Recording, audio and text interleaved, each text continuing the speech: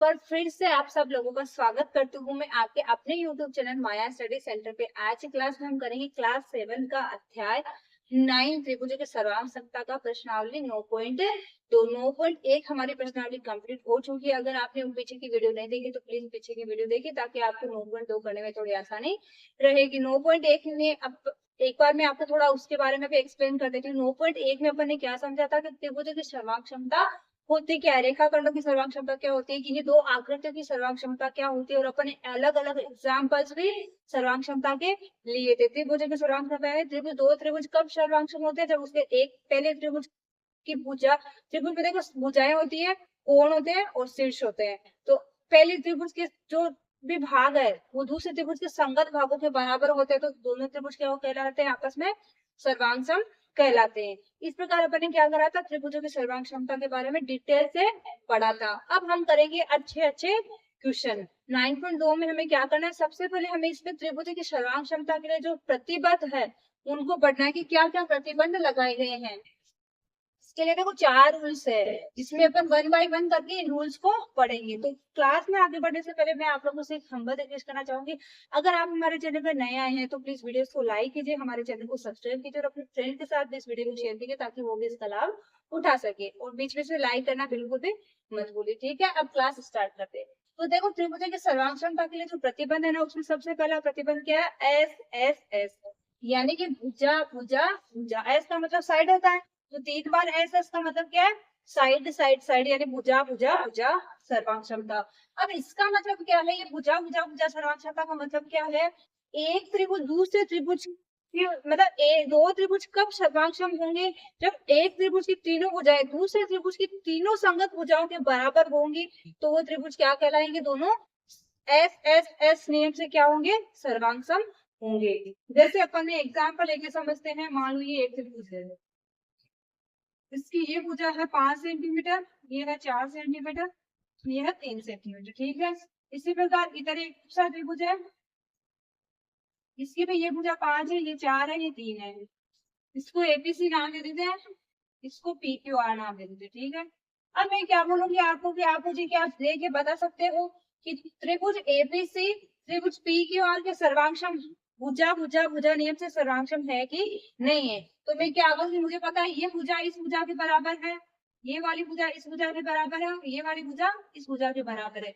तो इसका मतलब क्या है, इस त्रिभुज की तीनों भुजाएं इस त्रिभुज की तीनों संगत भुजाओं के बराबर है। तो जब एक त्रिभुज की तीनों भुजाएं दूसरे त्रिभुज की तीनों संगत भुजाओं के बराबर होती है, तो वो कौन से नियम से सर्वांगक्षम होते हैं, एस एस एस, यानी भुजा भुजा भुजा नियम से क्या कहलाते हैं, सर्वांगक्षम कहलाते हैं। तो इसको अपन लिखेंगे, त्रिभुज ए बी सी सर्वांगक्षम त्रिभुज पी क्यू आर, ठीक है। क्लियर है सभी को कि भुजा भुजा नियम से दो त्रिभुज कैसे सर्वांगक्षम होते हैं, एकदम क्लियर हो गया अच्छे से। अब बढ़ते हैं हम हमारे नेक्स्ट पॉइंट पे, जो कि क्या है, एस ए एस, सास, एस ए एस, ये वो वाला सास नहीं है, ठीक है ना। एस ए एस का मतलब है साइड एंगल साइड, यानी भुजा कोण भुजा। अब ये वाला नियम क्या कहता है, देखो देखते हैं। इसमें देखो क्या होता है, एस 2 बार आ रहा है, इसका मतलब क्या होगा, देखो उसमें तो 3 बार एस आ रहा था, इसका मतलब क्या है कि तीनों भुजाओं के बारे में बात कर रहा है। इसमें 2 बार तो एस आ रहा है, तो यानी 2 तो भुजाएं हैं और एक क्या है, कोण है।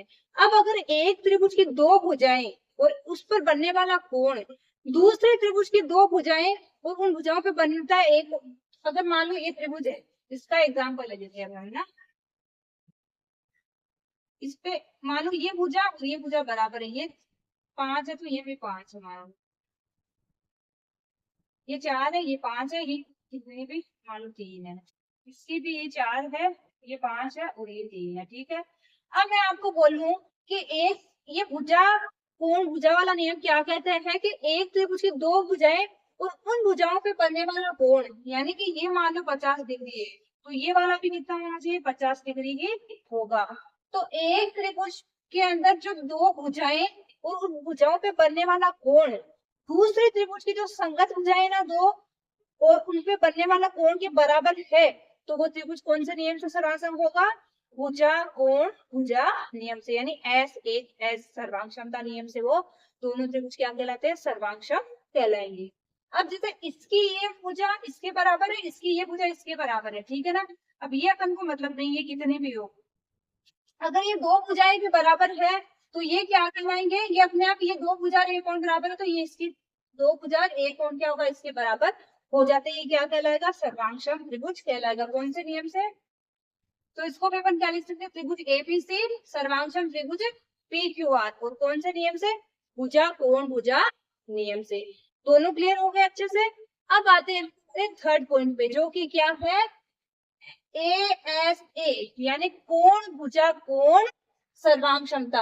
अब कोण भुजा कोण यानी कोण कितनी बार आता है, दो बार। इसका मतलब जब एक त्रिभुज के दो कोण और एक भुजा दूसरे त्रिभुज के दो संगत कोण और उस भुजा के अगर बराबर होंगे तो वो दोनों त्रिभुज क्या कहलाएंगे, सर्वांगसम कहलाएंगे। पहले त्रिभुज के दो, सॉरी इसमें दो कोण है, ध्यान रखना, पहले त्रिभुज के दो कोण और एक भुजा, दूसरे त्रिभुज के दो कोण और एक भुजा, जो संगत भुजा संगत कोण है उनकी बात हो रही है। हर किसी ने संगत कोण संगत भुजाएं। अब सर्वांगसम है तो जब संगत भुजाएं, दो संगत भुजाएं, दो संगत कोण और एक भुजा दूसरे त्रिभुज की दो कोण और एक भुजा के अगर बराबर है तो वो त्रिभुज क्या कहलाएंगे, ASA सर्वांग क्षमता नियम से सर्वांगसम हो जाएंगे। ठीक है, जैसे मान लो अपन एग्जाम्पल लेते हैं, जैसे इसमें ये है एक त्रिभुज, इसमें ये एक कोण बन रहा है 40 का, ये एक कोण बन रहा है 50 का, ठीक है। अब इसी प्रकार ये दूसरा वाला त्रिभुज है अपन का। अब ये अपन ये जरूरी नहीं कि त्रिभुज इसी प्रकार बने, दूसरा वाला ऐसे भी बन सकता है। केवल अपन को संगत भागों का ध्यान रखना है कि कौन सा भाग किसके संगत है और उनके कोण बराबर है कि नहीं है। तो ये वाला भी क्या है 40 है, ये वाला भी 50 है। अब एक भुजा बराबर है, यानी ये भुजा दोनों की क्या है, बराबर है। ये 5 है तो ये भी क्या है 5 है। तो हमें पता चल गया कि इस त्रिभुज में दो कोण और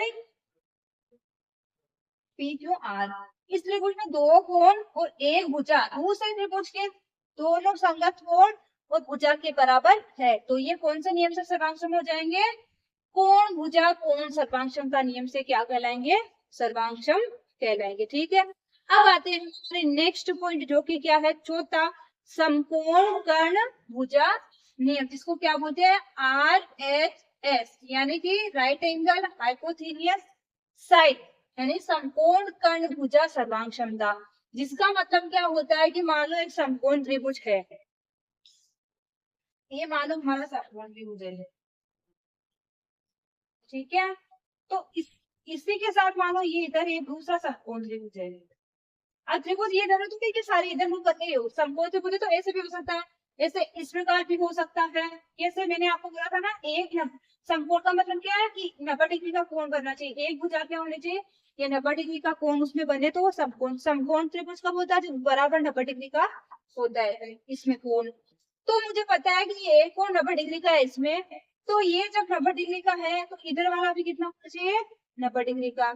और इसके सामने वाली भुजा, ये जो ये बन रहा है, इसकी ये भुजा इसके बराबर होनी चाहिए, उसके एक कर्ण है ना, ये वाला कर्ण ये क्या होना चाहिए, इसके बराबर होना चाहिए। देखो क्या नियम बोल रहा है, समकोण कर्ण भुजा। समकोण का मतलब क्या है, इसमें भी 90 डिग्री का कोण बन रहा है तो इसमें भी क्या होना चाहिए, 90 डिग्री का कोण बनना चाहिए। कर्ण यानी ये इसका कर्ण और इसका कर्ण क्या होना चाहिए, बराबर होना चाहिए। भुजा यानी ये भुजा और ये भुजा दोनों की क्या होनी चाहिए, बराबर होना चाहिए। मान लो ये 4 की है तो ये भी 4 की होनी चाहिए, ये 6 सेंटीमीटर का तो ये भी 6 का होना चाहिए। ये 90 डिग्री पे बन रहा ही है, ठीक है, ये 90 डिग्री पे बन रहा है, सीधी लाइन तो मान लेना कि 90 डिग्री का कोण ही बन रहा है। ऐसे लंब बना, लंब का मतलब क्या है, 90 डिग्री का कोण ही बना रहा है। और ये कर्ण जो है ना, ये त्रिभुज की सबसे बड़ी भुजा होती है, समकोण त्रिभुज की सबसे बड़ी भुजाएं क्या होती है, कर्ण ही होती है। अब यहाँ तक सबको क्लियर हो गया कि समकोण कर्ण भुजा सर्वांग क्षमता क्या होता है। हम करते हैं हमारी प्रश्नावली का पहला क्वेश्चन। देखो पहले क्वेश्चन में हमें क्या दिया है, दो त्रिभुज दिए हैं और ये क्या बोल रहा है कि त्रिभुज जो एबीसी है ना, ये सर्वांगसम है किसके, त्रिभुज पी क्यू आर के। अब जब मुझे पता चल गया कि पी क्यू आर और एबीसी सर्वांगसम है, तो इसका मतलब क्या है कि संगत कोण और संगत भुजाएं क्या है, बराबर है। अब मुझे क्या करना, बताना है कि कौन सी भुजा किसके बराबर है, कौन सी किसके बराबर है, ठीक है ना। संगत भुजाओं के नाम जो दिए ना उनके संगत भुजाएं, और जो कोण दिए उनके संगत कोणों के नाम हमें लिखने हैं। तो सबसे पहले तो मैं क्या करूंगी, इस त्रिभुज के जो संगत भाग है ना, यानी जो संगत भुजाएं संगत कोण है उसके हिसाब से इनके भी नाम लिख लूंगी। तो मुझे क्या, फिर मैं फटाफट आंसर दे दूंगी। तो मुझे पता है कि ये ए बी सी है ना, ये बराबर है पी क्यू आर के। तो मेरे जो ए बी सी है वो तो क्या है, सी आर के बराबर है। 3.5 है ये, ठीक है।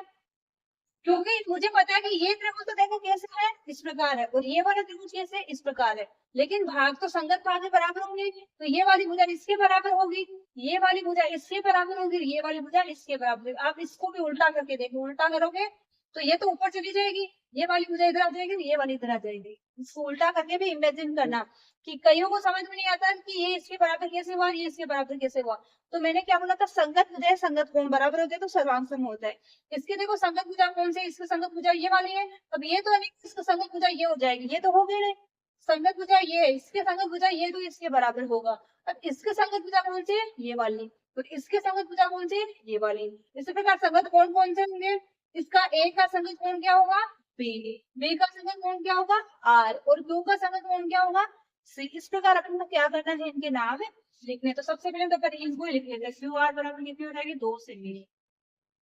पी क्यू बराबर कितनी हो जाएगी, 2.9 सेंटीमीटर। अब हमारे आसान हो जाएगा आंसर है। अब देखो हमें पहले क्वेश्चन में क्या पूछा, भुजा पी आर। तो भुजा पी आर की लंबाई कितनी होगी, तो पी आर अपन ने लिख लिया है। पी आर कितना है, 3.5 सेंटीमीटर, ठीक है। सेकंड वाला देखो, भुजा क्यू आर, ये क्यू आर ये नहीं, तो क्यू आर कितनी है, 2 सेंटीमीटर। फिर तीसरे में क्या है, भुजा पी क्यू, तो भुजा पी क्यू क्या है, 2.9 सेंटीमीटर, ठीक है। अब आगे क्या पूछ रहा है, देखो चौथे में क्या बोला, कोण पी। अब कोण पी है ना, इसके संगत कौन सा कोण है, कोण ए, यही है इसका संगत कोण। जब ए बी भुजा क्या है, इसके बराबर है, तो इन दोनों के कोण भी तो यही होंगे ना। इसके कोण ये दो है तो इनके कोण ये दोनों हो जाएंगे। तो कोण पी का संगत कोण क्या होगा, ए। तो ए कितना हो जाएगा, 45 डिग्री। या फिर ऐसे नाम भी लिख दो, कोण पी बराबर क्या हो जाएगा, 45 डिग्री, ठीक है। फिर क्या है, देखो कोण क्यू। कोण क्यू बराबर मुझे पता है इसके संगत होगा, तो सी कितना है वो हमें निकालना पड़ेगा। तो देखो सी कैसे निकालेंगे, मुझे पता है कि त्रिभुज के तीनों अंतःकोणों का योग कितना होता है, 180 डिग्री। अब आप बोलोगे कि तीसरा कोण कहाँ से लाएंगे, तो हमने क्या सीखा है कि त्रिभुज के तीनों अंतःकोणों का योग कितना होता है, 180 डिग्री। हमें जब दो कोण दिए तो अपन तीसरा निकाल सकते हैं ना। तो अपन क्या करेंगे, 180 माइनस 45 प्लस 65 कितना हो जाएगा, 180 में से घटाएंगे तो कितना आएगा, ये कितना हो जाएगी, 110 बराबर कितना हो जाएगा, 70 डिग्री। इस प्रकार अपन को कोण क्यू का माना गया। इसका मतलब क्या है, ये कितना है, 70 डिग्री है। अपन ने ये पे निकाले कि 70 है, तो कोण क्यू पे कितना हो जाएगा, 70 डिग्री। और ये पी वाला कितना है, 45, और ये वाला कितना है, 65, ठीक है। अब आगे क्या है, कोण आर। अब कोण आर कितना हो जाएगा, 65 डिग्री। इस प्रकार अपन को क्या करना है, संगत भागों के नाम, संगत भागों के माप लिखने हैं, ठीक है। इसी के साथ पहला क्वेश्चन कंप्लीट होता है। अब हम करते हैं क्वेश्चन नंबर सेकंड। क्वेश्चन में हमें क्या करना है, दो दो त्रिभुज दे और उन त्रिभुज को देख के बताना है कि उनमें से कौन सा सर्वांग क्षमता का कौन सा प्रतिबंध लागू होता है, कि दो भुजाएं बराबर है, कि दो कोण बराबर है, कि तीनों भुजाएं बराबर है, कि कौन सा प्रतिबंध त्रिभुज को देख के हमें बताना है कि उसमें कौन सा त्रिभुज लागू होता है। क्योंकि ये त्रिभुज तो क्या सर्वांग है, ऑलरेडी इसमें दे रखा है कि त्रिभुजों की सर्वांग क्षमता का कौन सा प्रतिबंध लागू होता है कि त्रिभुज ये क्या सर्वांगक्षम है। तो अपन को क्या करना है, सर्वांगक्षम त्रिभुजों के नाम भी लिखने हैं और उनको क्या करना है, प्रतिबंध भी बताना है। तो सबसे पहले वाला देखो, इसमें मुझे क्या दिख रहा है, 2t है ना, किसके बराबर है, टी आर की।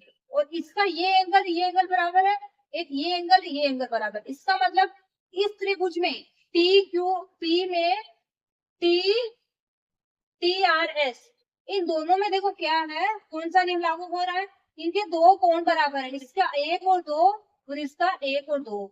ये दो एंगल एक ही भुजा पे बन रहा है। देखो ये वाली भुजा, ये दो भुजा, मैंने क्या बोला था, ए एस ए, यानी कोण भुजा कोण नियम कब लागू होता है, जब एक त्रिभुज के दो कोण दूसरे त्रिभुज के दो कोण और उसको एक ही भुजा पर बनने चाहिए दोनों।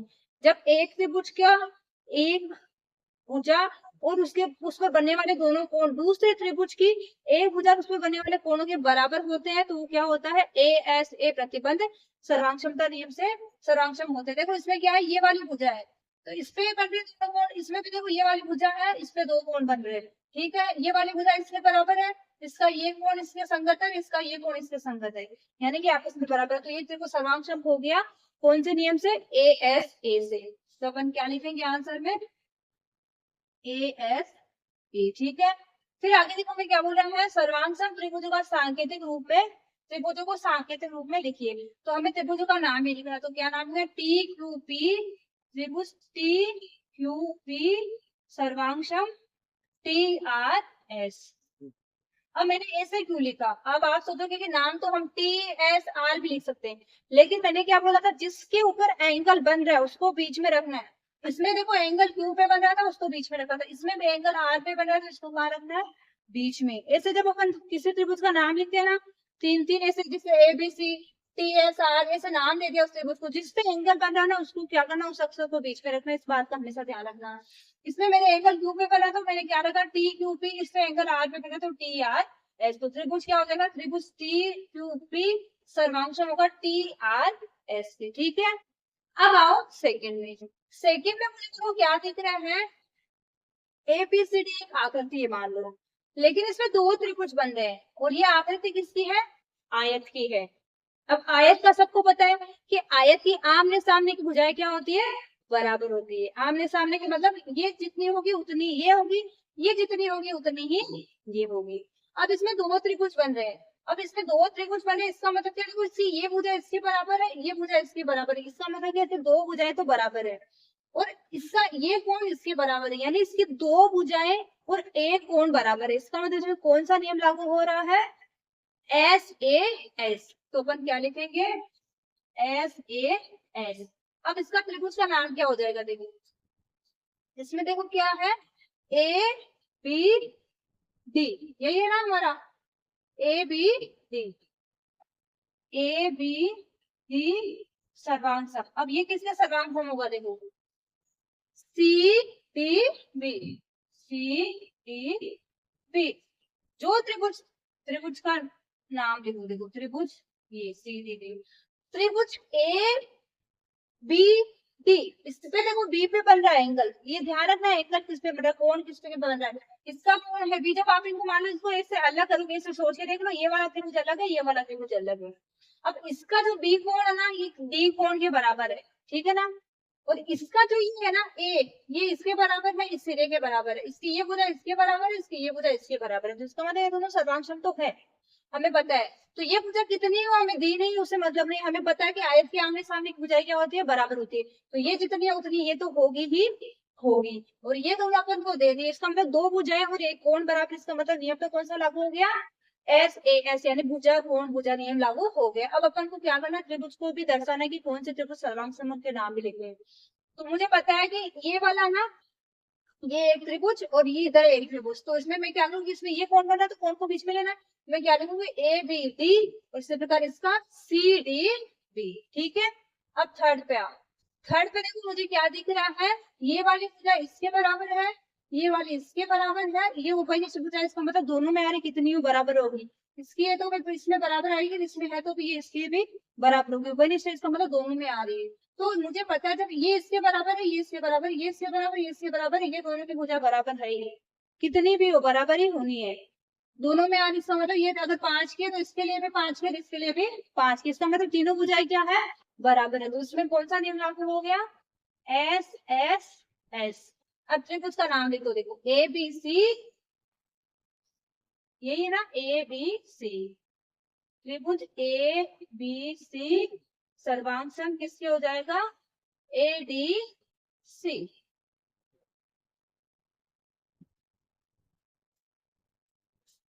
ठीक है। क्लियर हुआ सभी को एकदम अच्छे से।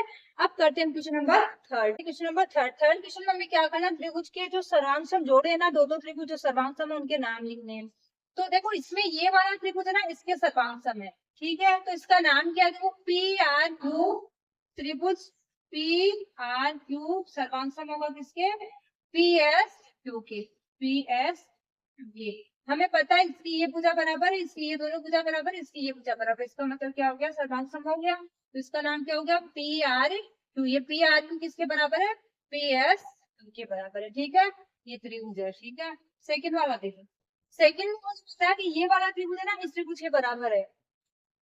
सर्वांग त्रिभुज के नाम लिखते हैं।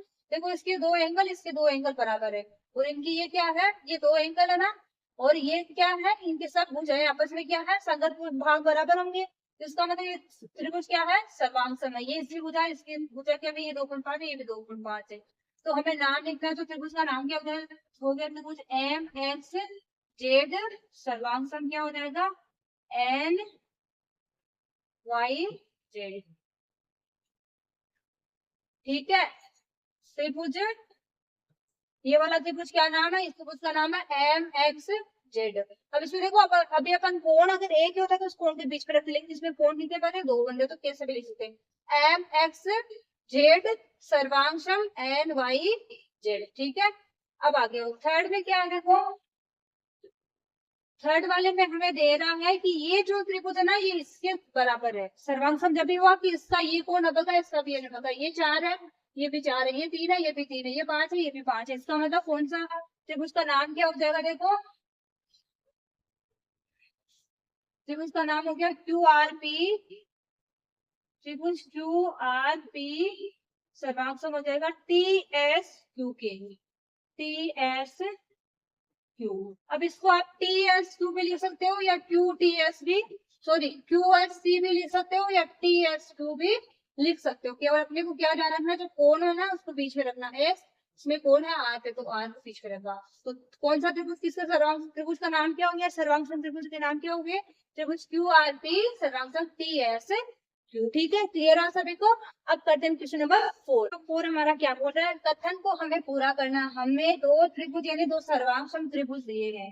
तो एक जो एक त्रिभुज है उसका नाम दे दिया, उसका कौन सा त्रिभुज सर्वांग उसका नाम हमें लिखना है, तो हमें देख के लिखना है। देखो त्रिभुज क्या है, ए डी बी, तो इसके जैसे सर्वांग कौन सा हो जाएगा, ए डी सी।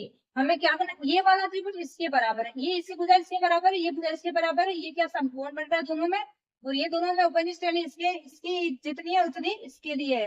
तो इसका मतलब क्या है कि ये, इसका नाम क्या है ए डी सी, तो इसका क्या हो जाएगा ए, सॉरी इसका नाम क्या है ए डी बी, इसका नाम हो जाएगा ए डी सी। तो त्रिभुज A D C. Okay, second देखो, सेकंड में क्या देना है, ये वाला त्रिभुज इस त्रिभुज के सर्वांग है। अब इस त्रिभुज का सर्वांग है ना, इसकी ये भुजा इसके बराबर है, इसकी ये भुजा इसके बराबर है, ये दोनों कोण, इसका ये कोण बराबर है, इसका ये कोण बराबर है, ये दोनों कोण क्या है, बराबर है। अब ये हमें क्या बोला, त्रिभुज पी क्यू आर किसके सर्वांग है, त्रिभुज पी क्यू आर, तो किसके सर्वांग होगा, पी एस आर के, त्रिभुज पी एस आर की। इस प्रकार अपन को क्या करना है, सर्वांग त्रिभुज, जो भी सर्वांग त्रिभुज है ना उनके जोड़ों के नाम लिख देने हैं। ठीक है, अब आओ क्वेश्चन नंबर फिफ्थ में। फिफ्थ क्वेश्चन में क्या बोला, दिए गए चित्र में एम एन ओ एल एक आयत है, तो क्या त्रिभुज एन ओ एल सर्वांग त्रिभुज एल एम है क्या, पूछ रहा है पहले तो, यदि हाँ तो कारण भी दीजिए। देखो हमें पता है कि सबसे पहली बात हमें यही पता होना चाहिए, आयत क्या होता है, आयत की आमने सामने की भुजाएं क्या होती है, बराबर होती है, और आयत का प्रत्येक कोण क्या होता है, 90 डिग्री का होता है। ये बात सबको क्लियर हो गई ना, सबको पता है ऑलरेडी कि आयत के प्रत्येक, सॉरी आमने सामने की भुजाएं बराबर होती है, और प्रत्येक कोण कितना होता है, समकोण होता है। तो अब मुझे जब ये दिया है कि एम एन ओ एल क्या है, आयत है, ये आयत है, तो इसका मतलब क्या है कि इसकी ये भुजा इसके बराबर होगी, ये वाली भुजा इसके बराबर होगी। ये क्या है, 90 डिग्री का कोण, इधर भी 90 डिग्री का कोण, ये सिर्फ तो इधर से 90 का है, सिर्फ तो इधर से 90 का। ठीक है, अब मुझे पता है कि ये वाला त्रिभुज ना इसके बराबर होगा, तो ये क्या बोला है, त्रिभुज एनओएल, यानी ये वाला त्रिभुज इसके बराबर है। तो बराबर तो है क्योंकि आयत है, तो आयत में क्या होता है, आमने सामने भुजा बराबर होती है, रेखीय कोण 90 डिग्री का होता है, एक प्रत्येक कोण 90 डिग्री का होता है। तो मुझे पता है कि आयत है, तो ये इसके क्या होगा, सर्वांग में होगा, ये वाला भाग इसका सर्वांग, ये त्रिभुज इसका सर्वांग होगा।